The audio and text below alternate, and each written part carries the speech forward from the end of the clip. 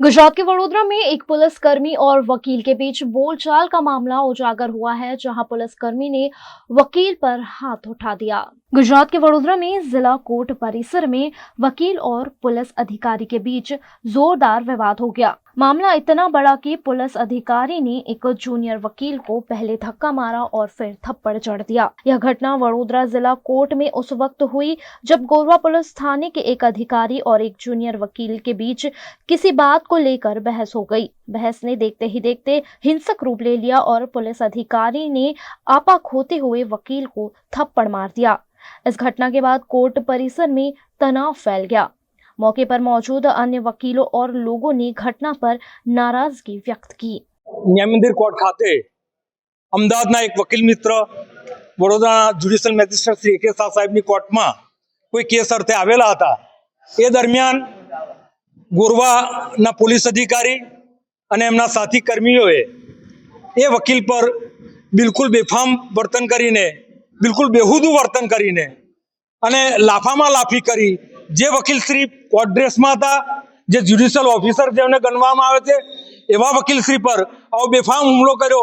આ વડોદરા શહેર જે ગૃહમંત્રી આપણા હર્ષ સંઘવી સાહેબના બિલકુલ પ્રભારી મંત્રી છે અહીંના, અને જે વકીલ જે આપણા ગૃહમંત્રી કાયમ એવું કહે છે કે કાયદામાં રહેશો તો ફાયદામાં રહેશો, તો મારું ગૃહમંત્રી સાહેબને પણ નિવેદન છે, અપીલ છે કે આ પોલીસને શીખવો કે કાયદામાં કેવી રીતે રહેવાય। આ ગુજરાત વડોદરાના વકીલ મંડળમાં નહીં, અમદાવાદના વકીલ પર નહીં, પણ સમગ્ર ગુજરાતના વકીલ આલમ પર આ વકીલ પોલીસ અધિકારીઓએ હુમલો કર્યો છે અને એને સાખી લેવામાં નહીં આવે।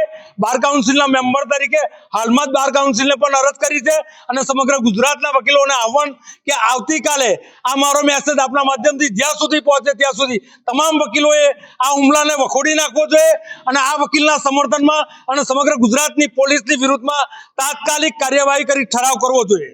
आज रोज वडोदरा डिस्ट्रिक्ट कोर्ट अंदर एक जे वकील जूनियर था, जे अमदावाद में प्रेक्टिस करे छे, आज रोज वडोदरानी कोर्टनी अंदर कोई कामथी आव्या हता।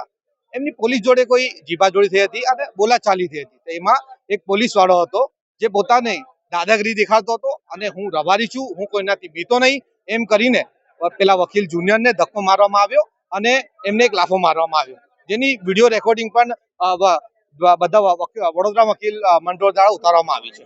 100% પોલીસને આ સદર કેસની અંદર સસ્પેન્ડ થવું જોઈએ। કોઈ વકીલ મિત્રને આવી રીતે તમે પોતે કાયદાના જાણકાર હોય અને આવી રીતે જે વકીલનો જાણકાર છે એ માણસને તમે હાથ ઉપાડો એ પણ કોર્ટની અંદર એ જરાય નહીં ચલાવી લેવામાં।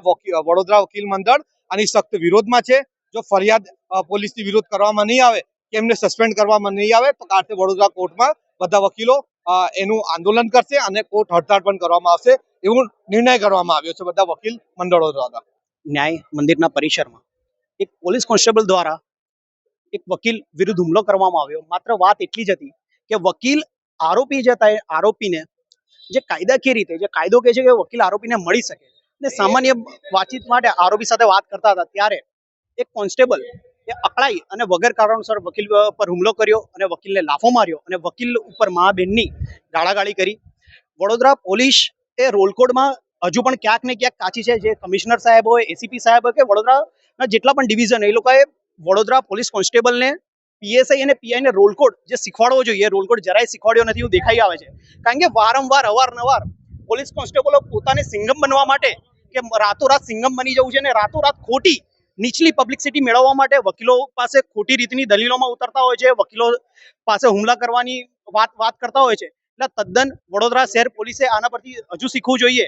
અને માત્ર વાત એટલી જ હતી કે કોર્ટ પરિસરમાં જો એક વકીલ પર હુમલો થાય પોલીસ દ્વારા એ પણ ગેરકાનૂની રીતે, તો વડોદરા શહેરની જનતા અને જે રક્ષકો છે વડોદરા શહેરની જનતાના ભક્ષકો બનશે એવું એક તારણ જાણવામાં આવે છે। કારણ કે કોર્ટ જેવા પરિસરમાં ન્યાય મંદિર છે, ન્યાયનું મંદિર છે, અહીંયા લોકોને ન્યાય મેળવવા માટે લોકો આવે છે અને એ જ પરિસરમાં જો હુમલા થાય એ પણ પોલીસ દ્વારા કાયદાના રક્ષકો, પ્રજાના રક્ષકો જ્યારે ભક્ષક બને ત્યારે આ વાત તદાય ચલાવી લેવામાં આવે એવું નથી। અને જે વકીલ મિત્ર હતા બીજા શહેરથી આવે છે, એ અમદાવાદથી પ્રેક્ટિસ કરવા માટે વડોદરા આવ્યા હતા કોઈ કારણોસર કેસને લઈને, અને એમના પર જો બહારથી આવતા વકીલ મિત્રો પર જો હુમલો થઈ શકતો હોય તો વડોદરા શહેરના વકીલોએ પણ અહીંયા વિચારવાનું રહેશે। કારણ કે આ પોલીસ તંત્ર જે લોકો બુટલેગરોને પકડવામાં કાચા રહે છે, રોડ ઉપર ડ્રગ્સ લઈને, એમડી લઈને, ગાંજો પીને એક્સિડન્ટો થતા હોય છે, તેવા લોકોને પણ પકડવામાં કાચા રહે છે। એફઆઈઆર ચાર્જશીટ બનાવવામાં પણ તે લોકો કેટલા અઢળક દિવસો કાઢી નાખતા હોય છે. તેમની પાસે પાવર છે કે માત્ર 10 દિવસ 15 દિવસમાં એ લોકો ચાર્જશીટ બનાવી શકે છે.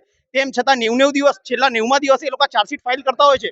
તો ક્યાં જશે આ પોલીસ તંત્ર? આ એક પ્રશ્ન ઉભો થાય છે. પોલીસ કંટ્રોલ રૂમ તરફથી સંદેશો મળ્યો કે કોર્ટમાં કંઈક થોડી ઝઘડા જેવું થયું છે પોલીસ અને એડવોકેટ વચ્ચે.